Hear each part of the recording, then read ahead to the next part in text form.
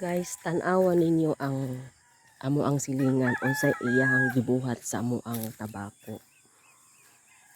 Kay naglagot siya kay amo ang gisita kay ilahang baka gikaon ng amo ang mais. So ang sa iyang kalagot mao na siya day. So mao na siya day. So mao na iyang giingana day. Giingana niya. So mao na iyang giingana. Iyang tumba. Iyang gitumba. So iyang gitumba.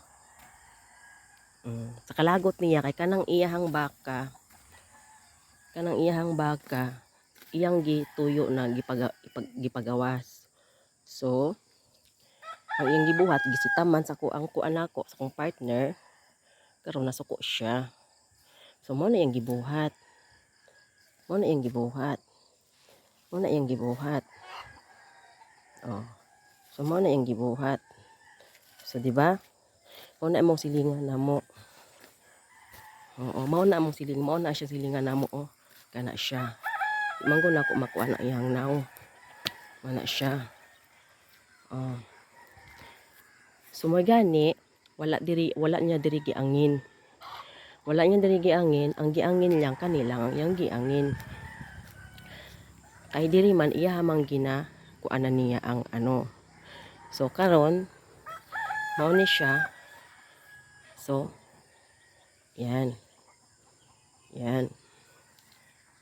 Yan. Wala siya. Wala naman ihawa naman siya. Mao na ilang balay. Yan na mo nung balay. So, iyang giangin-angin.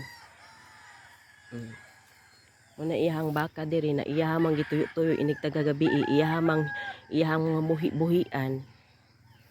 Tapos siya pa'y masuko. Siya pa ang mali. Siya pa'y masuko. Wala siya. Tapos tinaguri ang daw ex-kapitan. Pero ex-kapitan walay utok.